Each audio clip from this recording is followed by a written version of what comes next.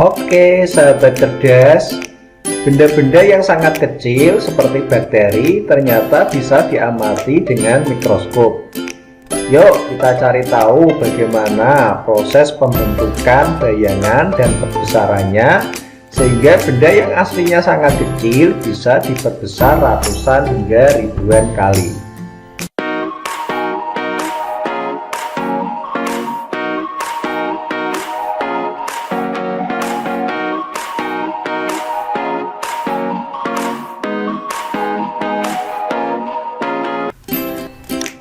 Halo sahabat cerdas, bertemu lagi dengan saya Bapak Aris Wahrudin.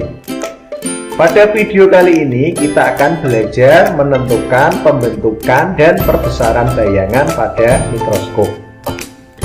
Nah, sebelum menjelaskan lebih lanjut tentang pembentukan bayangan dan perbesaran pada mikroskop, saya mau bertanya terlebih dahulu. Kalau alat loop mampu memperbesar benda sampai puluhan kali, sedangkan mikroskop mampu memperbesar ratusan hingga ribuan kali. Apa coba yang terjadi jika sampai sekarang belum ada mikroskop? Pasti obat-obat atau vaksin yang digunakan untuk membasmi kuman atau bakteri juga belum diketemukan, sehingga banyak penyakit yang merajalela di bumi ini. Oke, kita lanjut ke materi. Mikroskop. Mikroskop adalah alat untuk melihat benda-benda yang sangat kecil. Selalu terdiri dari dua lensa. Lensanya lensa positif atau lensa tembung. Fokus lensa okuler selalu lebih besar daripada fokus lensa objektif. Dan benda yang diamati selalu diletakkan antara fokus objektif sampai dua fokus objektif. Oke, kita lanjutkan bagaimana proses pembentukan bayangan pada mikroskop. Yang pertama, ini adalah lensa objektif. Ini adalah lensa okuler.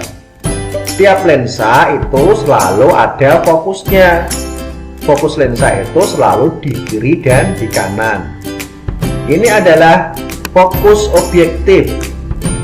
Sama, ini juga fokus objektif. Ini dua fokus objektif. Ini juga dua fokus objektif. Sedangkan ini fokus okuler. Nah, berarti kalau kita ukur jaraknya sampai ke lensa okuler. Begitu juga di sebelah kanan, cuma tidak kita perlihatkan saja. Oke, ini adalah benda pertama atau benda awal. Benda selalu terletak dekat dengan lensa objektif, sedangkan mata pengamat selalu dekat dengan lensa okuler. Oke, kita gambar bagaimana proses pembentukan bayangan. Untuk membentuk bayangan selalu melibatkan minimal dua sinar istimewa. Coba kita perhatikan bagaimana proses jalannya sinar-sinar istimewa. Oke, ini ya. Sinar datang melalui benda akan diteruskan melalui titik pusat lensa objektif.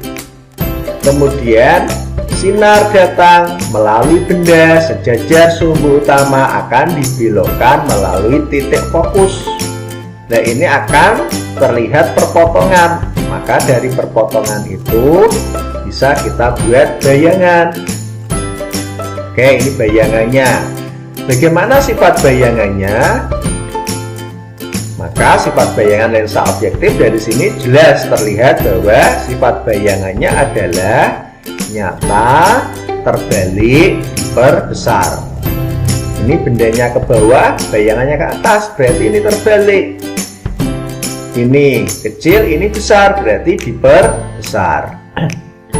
Oke, sekarang bagaimana proses pembentukan bayangan oleh lensa okuler. Jadi, ini adalah bayangan oleh lensa objektif. Sedangkan ini akan menjadi benda oleh lensa okuler. Oke, kita lihat jalannya sinar istimewanya.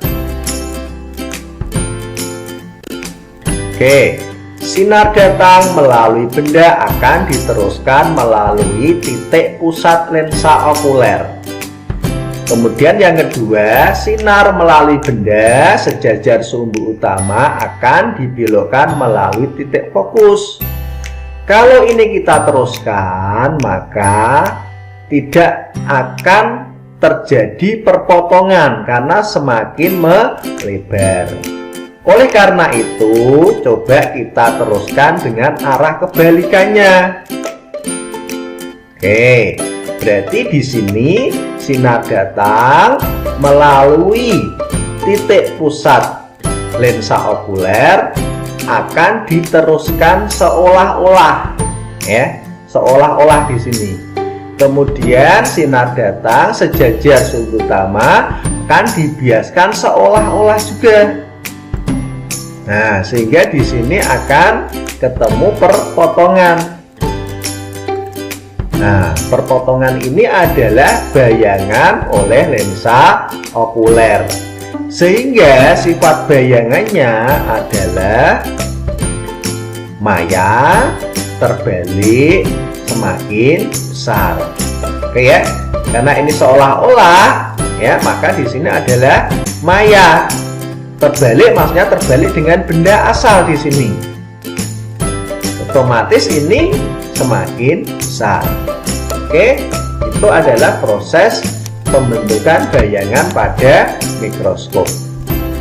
Sekarang kita lanjutkan sahabat cerdas, yaitu bagaimana mengukur jarak benda, jarak bayangan, dan jarak fokus.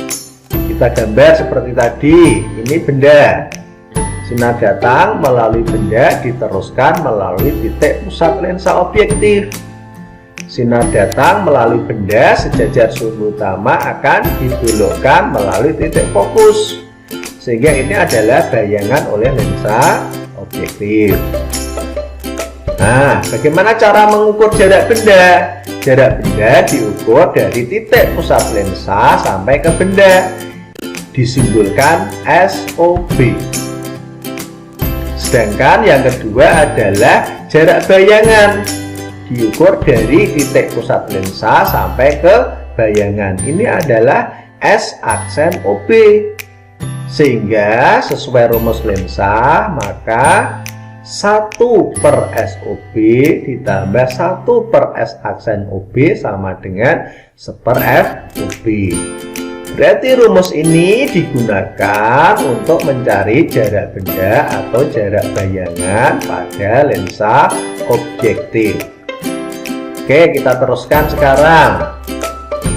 Ini adalah bayangan oleh lensa objektif, sehingga ini akan menjadi benda oleh lensa okuler. Sehingga bisa kita cari D adalah S aksen OB plus SOK. D adalah panjang mikroskop. Panjang mikroskop atau jarak dua lensa. Dirumuskan jarak bayangan lensa objektif ditambah jarak benda lensa okuler. Oke ya. Sekarang kita lanjutkan bagaimana proses jalannya sinar pada lensa okuler. Oke, sinar datang melalui benda diteruskan melalui titik pusat lensa okuler. Sinar datang sejajar sumbu utama akan dibelokkan melalui titik fokus. Karena ini tidak ketemu, maka kita perpanjang sebaliknya. Maka di sini akan ada perpotongan. Perpotongan ini adalah bayangan akhir dari mikroskop. Oke ya, berarti ini adalah jarak bayangan lensa okuler. Dirumuskan 1/SOK ditambah 1/S aksen OK sama dengan 1/FOK. Oke ya, kita lanjutkan sahabat cerdas. Hubungannya dengan pengamat sekarang ya. Ketentuan umum untuk pengamat. Jika mikroskop digunakan oleh pengamat dengan posisi berakomodasi maksimum, oke ya, maka bayangan akhir tadi dari lensa okuler terletak di titik dekat mata, sehingga S aksen OK sama dengan min SN. Di SN itu adalah titik dekat mata. Secara normal itu adalah kira-kira 25 cm. Jadi kalau dalam suatu soal titik dekat mata tidak diketahui, maka bisa kita masukkan nilainya adalah 25 cm.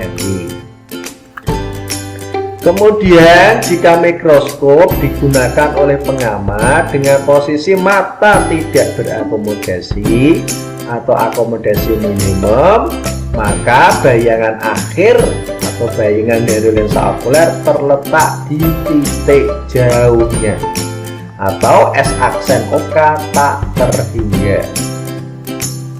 Sehingga kalau kita masukkan ke dalam rumus lensa tadi, kalau S aksen OK-nya tak terhingga, maka jarak benda lensa okuler sama dengan jarak fokus okuler. Oke ya. Sekarang kita lanjut bagian terakhir, yaitu bagaimana menentukan perbesaran mikroskop. Perbesaran mikroskop didapatkan dari perbesaran lensa objektif dikalikan perbesaran lensa okuler. Oke, kita bahas satu persatu. Yang pertama, perbesaran lensa objektif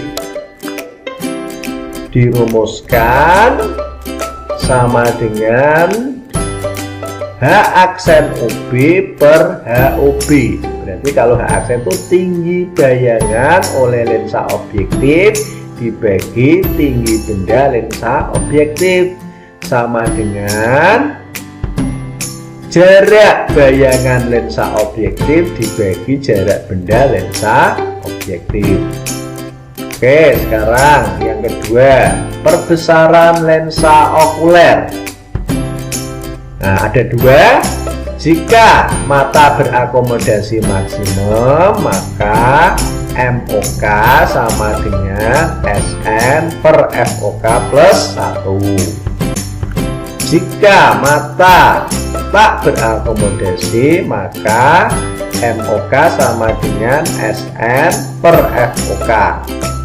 Oke ya, rumus perbesaran lensa okuler itu seperti rumus pada perbesaran loop. Oke, itu mengenai perbesaran pada mikroskop. Oke sahabat cerdas, untuk mendalami materi mikroskop, maka sahabat cerdas bisa mengerjakan soal-soal latihan mikroskop yang ada di dalam deskripsi di bawah ini. Oke, terima kasih.